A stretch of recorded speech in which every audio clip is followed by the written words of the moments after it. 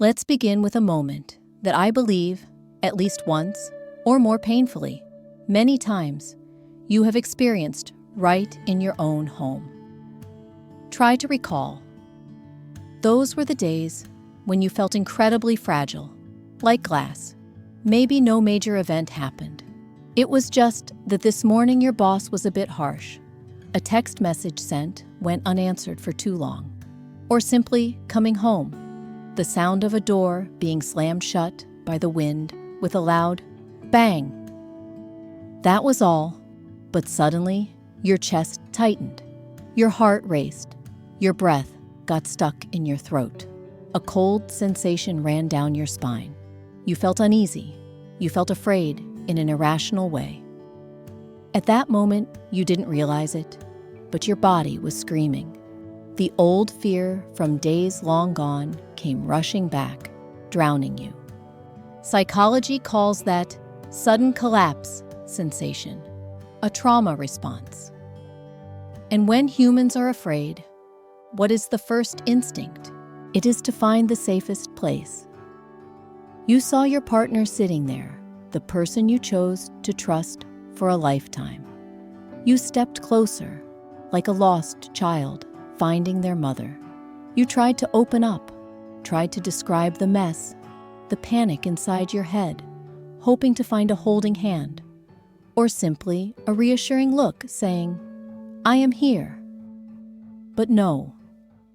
Instead of a hug, what you received was a tired frown. They looked up from their phone, looking at you as if you were a strange creature, and then dropped a light sentence. At it again, "You are starting to act up and overreact. It's such a small thing. Why do you have to overthink it and make yourself miserable? Just drop it, stop thinking about it." That sentence.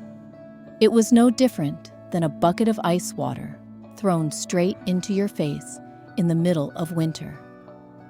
In that moment, your heart didn't just ache because of the morning's event anymore. It shattered because of a pain 1,000 times greater. The absolute loneliness right beside the person you love. You realized you were sharing the same bed, living in the same house, but your emotions were on another planet, completely unwelcome. You fell silent. You turned away, swallowing your tears back inside. The room became terrifyingly quiet. But inside your head right now, another conversation, much more brutal, began to scream. In the darkness of the mind, judgmental voices started to scream. "See, you are so annoying. No one can put up with someone full of wounds like you. Why can't I be normal like everyone else? Why do I have to be so sensitive, so weak? If she knew how truly broken I am inside, they would surely leave. I must hide it. I must be silent." You felt shame, not because you did something wrong, but shame for the very existence of these emotions. You began to doubt your own reality, self-gaslighting. Maybe they are right. Maybe I am crazy. If you are listening to these words and feel a sting in your chest, stop for a moment. Take a deep breath. And I want to tell you this. You are not broken. You are not overreacting. You are not a burden. Those violent waves of emotion rolling through your body and mind are not signs of weakness. On the contrary, they are proof of your extraordinary strength. That is a survival mechanism, incredibly intelligent, that your nervous system painstakingly built to protect you through the stormiest years of your life.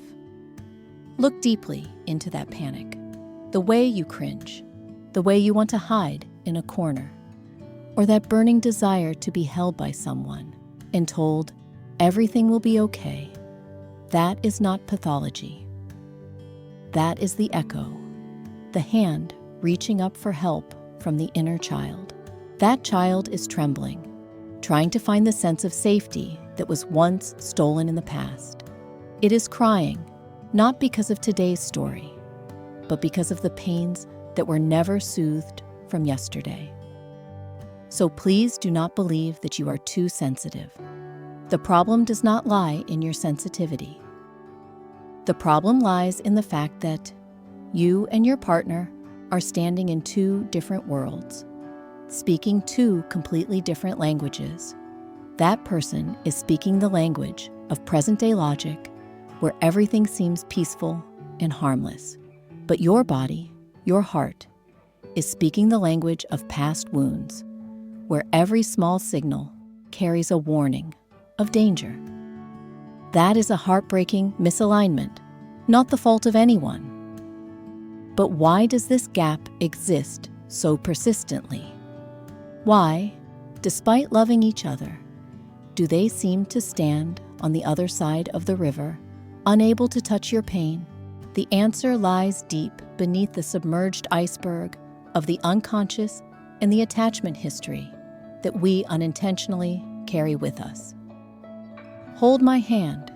We will dive deep down there together to disassemble this mysterious machine in the next part. To understand why just a thoughtless sentence or simply a fleeting frown from your partner has enough power to cause your inner world to collapse completely, we cannot just look at today's story. We need to bravely hold a lamp to illuminate the blueprint of your nervous system, the map crisscrossed with paths that were drawn from your tender, early years. Ask yourself, when they utter, "You're overreacting," why is your first reaction not the annoyance of an adult, but a fear trembling to the core? In depth psychology, this mysterious phenomenon is called emotional flashback. You know, it is completely different from ordinary flashbacks. You won't see old movie reels playing back in your head. There are no images. Emotional flashback is a flashback of feeling. It is a ruthless and invisible time machine. The moment your partner turns their back, refusing to understand your pain, a disastrous confusion takes place deep in the unconscious. Your brain, in that panic, loses the ability to distinguish time. It no longer recognizes who is the husband, the wife of the present, and who is the shadow of the cold or neglectful father and mother of the past. Time seems to collapse. Instantly, you are thrown back to the past at the speed of light. You are no longer the strong, independent 30-year-old woman or 40-year-old man. Your soul shrinks. You return fully to being a 5-year-old child, small, helpless, and completely dependent on the love of adults to survive. The most terrifying feeling in life, the feeling of abandonment, crashes in like a black tide, drowning you. I want to affirm to you one thing. That fear is real. That tightening pain in your chest is real. It is not you acting. It is not you making it up. It's just that the pain doesn't truly belong to the story of the broken bowl or the sigh of today. It is the echo of history, the cry of the child from years ago echoing back, borrowing your current body to be heard. Now, I want to invite you to hold the hand of the child inside you, and let's walk very gently back to the old days. Perhaps you grew up in a home where your emotions were unwelcome. There, your sadness was considered a nuisance, your crying was seen as a threat, and your need to be loved was pushed aside like surplus goods. Perhaps your parents were people with narcissistic traits. The world in that house revolved only around the axis of their emotions. Today they are happy, you are benefited. Today they are sad. The whole house must hold its breath. You existed not for yourself, but to serve their needs. Or perhaps they were parents who were emotionally immature. They were adults carrying the hearts of frightened children. They were clumsy, even angry at their children's tears. because they didn't know how to handle them. They forbade you to cry because your crying exposed their helplessness. Living in such an environment, lacking the oxygen of love, for a tender child to survive, it was forced to develop a superpower. In psychology, we call that power hypervigilance. Imagine your nervous system is like an observatory that never sleeps.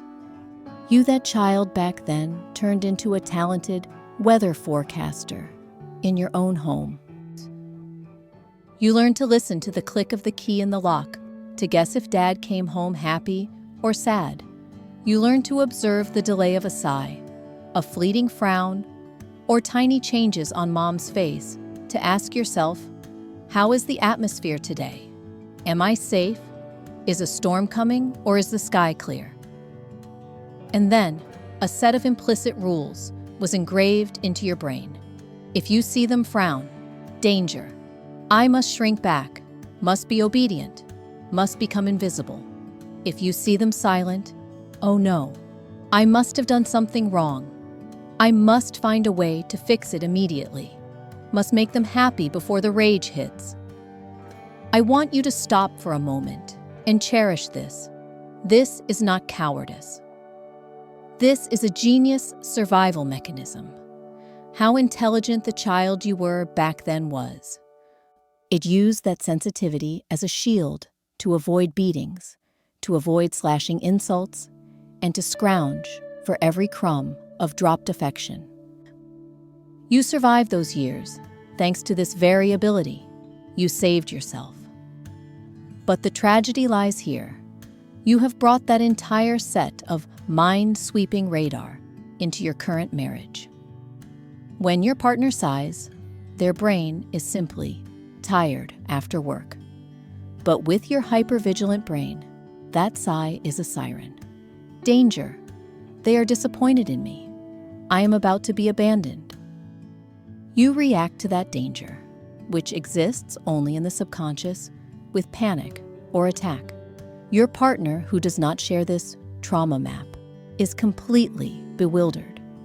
They see a small puddle, but you are reacting as if you are drowning in the ocean. And when they say, it's a small thing, they are speaking their truth, but unintentionally denying your painful reality.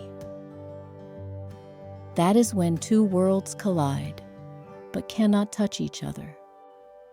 My dear, when we carry a nervous system full of unhealed scratches into a relationship lacking deep empathy, we are forced to pay a very high price. That price is not calculated in money or material things. It is calculated by the erosion of emotions, by the gradual exhaustion of the soul. There is a heartbreaking paradox that I often encounter, and perhaps you yourself are tasting its bitterness every day. You exhaust all your strength to please everyone, only to exchange for a bit of feeling loved, accepted. But ironically, at the end of the day, the loneliest person in this world is you. Why is that? Because the fear of conflict is too great. The fear of being labeled too sensitive, annoying, has caused you to unconsciously activate a defense mechanism called fawn response. Imagine this. To be safe, you took a knife and whittled yourself down. You learned to become the version your partner desires most. A wife, a husband who is understanding to a heartbreaking degree, demanding little, always smiling and saying, I'm fine. You hand them your perfect, radiant, and flawless persona. And they love that mask. They love the ease you bring. But the cruel tragedy lies here. The more they love that mask, the more the true self, the innocent, but also wound-filled part, cowering and trembling inside you, feels abandoned. You are not abandoned by others, but more painfully, you are being abandoned by yourself. Night falls. You lie next to them, breath nearby, skin touching, but inside, you is a vast, bottomless void. An obsessive question keeps hovering in your head, keeping you from sleeping? Who are they hugging? They are hugging my mask. If tomorrow I take it off, if he knew how broken and chaotic I am inside, would he still love me? Or would he be scared and leave? That is the price of being understanding. You keep the peace for the house, but you lose the connection with yourself. The act of forcing yourself to wear that understanding mask consumes more of your energy than you can imagine. Try to imagine your body like a car stopped at a red light. Normal people, they put the car in neutral. The engine runs smoothly, relaxed. But for someone with a hypervigilance mindset like you, that car is standing still, but your foot is slamming the gas pedal to the floor in 5th gear. On the outside, the car looks quiet, but inside, the engine is roaring madly. Every machine part is vibrating violently and burning hot from overload. Neuroscience calls this state of continuous straining allostatic load. Put simply, your nervous system has gone bankrupt in its ability to self-balance. You lost the switch to turn to rest and digest mode. You are always in a fight or flight state, even when lying on the sofa watching TV. This leads to invisible wounds that you yourself might mistake for constitution or age. But in reality, they are the cries for help of an exhausted nervous system. First, it gnaws at you in the form of chronic fatigue. Have you ever asked yourself why you slept, even 10 hours, but when you opened your eyes, your limbs were still heavy as lead? That is not muscle fatigue after a day of labor, but the exhaustion of the soul, because even in sleep, your subconscious still has to stand guard, still has to strain to be vigilant against invisible dangers. When that stress exceeds the threshold of endurance, the nervous system will do something very merciful, but also heartbreaking. It trips the circuit breaker of emotions, pushing you into a state of emotional numbness, also known as functional freeze. Outside, you still operate smoothly, like a perfect robot, still going to work, still cooking good meals, still smiling socially. But deep inside is an emptiness so hollow it's chilling. You no longer feel too much pain, but you also lose the ability to vibrate with joy, living vaguely, like a ghost, in your own brilliant life. And finally, it all leads to the greatest tragedy: self-abandonment. To hold onto the fragile connection with a partner who doesn't understand you, you are forced to cut the connection with yourself. You gradually forget what color you like, what you want to eat, what you once desired. Every need of your own is quietly placed behind the needs of others, turning you from the main character into a faint, supporting character in the movie of your own life. And most dangerously, in the darkness of the prolonged suppression, a toxic seed begins to sprout: resentment. At first, you resent them for their thoughtlessness, because they don't understand. But if you look deeper, more honestly, you will see a different, more bitter resentment. You resent yourself.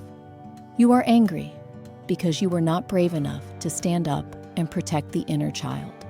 You are angry because you left yourself lonely for too long. So, how to stop this roaring car? How to step out of this painful script without destroying the relationship? The answer does not lie in forcing your partner to change. We can never control them. The key lies in you turning around, stepping back inside, and working with your own shadow. We have walked together through the darkest paths, bravely looked straight at the bleeding wounds and the exhaustion of the soul. And now, having clearly understood the source of the storm, it is time for us to light the lamp together to dry out and heal it. There is a truth, which may sound cruel at first, but if pondered deeply, it is the thing that liberates you most powerfully. Your partner, no matter how much they love you, cannot be your 247 therapist. They cannot fill the gaping hole that parents left behind in the past. Only one person in this world has enough power to do that. That is you. In depth psychology, this sacred journey is called reparenting. It is the moment the strong adult self in you decides to return, to open your arms wide, to embrace and reteach the panicked inner child inside. Here are 3 steps to practice shadow work, small but powerful steps for you to save yourself right in the eye of the storm. Step 1. Become a witness. Witnessing. Step out of the floodwaters. When a trigger hits, our first reflex is usually to identify ourselves with the emotion. You think, I am dying. I am this pain. But I want you to try stopping for a beat. Awaken another very lucid part of your mind, the observer. Instead of screaming in your head, he is hurting me, try taking a deep breath and whispering, I am noticing my chest tightening. I am observing a fear of abandonment rising. This is an emotional guest visiting. This is an old memory, not the entirety of me. When you observe the emotion instead of becoming it, you create a gap. Precisely in that precious silence, you take back control from the panicked 5-year-old child and hand it back to the awakened adult to drive. Step 2. Dialogue with the inner child. Reparenting dialogue. This is the gentlest and most important part. When your partner has turned their back to sleep or walked away, leaving you alone with the darkness, please do not run after them to beg for affection. Turn inward. Place your hand on your heart where it beats erratically. Close your eyes and whisper to the baby cowering in there. Hello, my baby. I know you are hurting a lot. I know you are scared because you feel abandoned and no one understands you. That feeling is truly lonely and scary, isn't it? But listen, that is a story of the past. Now you are grown up and you have me here. I am your adult. I see your pain. I accept your sensitivity. That person may not understand yet, but that's okay, because I understand. I will never abandon you. We are safe. This is self-regulation. When you can reassure yourself, you stop handing the key to your happiness into someone else's hands. You become your own safe harbor. Step 3. Small actions. Setting boundaries from love. After the storm in your heart has passed, the sky is clear. Communicate with your partner, but this time, not with the blame of a child, but with the clarity of a woman-man who understands themselves. Do not say, "You are so heartless. You never try to understand me." That is an attack, and it will only create defense. Try saying, "I realize that I have old wounds that are very easily triggered when you raise your voice. At that moment, my nervous system gets overloaded and I cannot hear anything anymore. Next time, if this happens, I will ask to go to a quiet room for 20 minutes to rebalance myself. It's not me sulking or leaving, but I am protecting my emotions and protecting our relationship too." This is how you set boundaries. Remember, a boundary is not a concrete wall to separate and punish. A boundary is the gate to a beautiful garden. It helps others know how to enter your world with respect, without unintentionally trampling the blooming flowers of the soul. My dear friend, the journey to heal deep wounds, trauma, is never a straight path paved with roses. It is a spiral, Sometimes we think we are fine. Then we find ourselves falling into a deep pit. But please do not be afraid. As Carl Jung, the great teacher of depth psychology, once said, "I'd rather be whole than good." Wholeness includes both light and shadow, both resilient strength in moments of weakness, wanting to collapse. Embrace all those broken pieces of yourself, because exactly where you once shattered, the light will enter most brilliantly. You deserve to be understood, starting with understanding yourself. If you feel that today's sharings have touched a hidden corner in your heart, if you find soothing in these words, then House of Noor is the place for you. At House of Noor, we do not promise to help you stop hurting immediately, but we promise to sit with you in the darkness, lighting the lamp of knowledge and empathy, so you never have to go through the storm alone. Press the subscribe button and turn on the notification bell to become part of this community.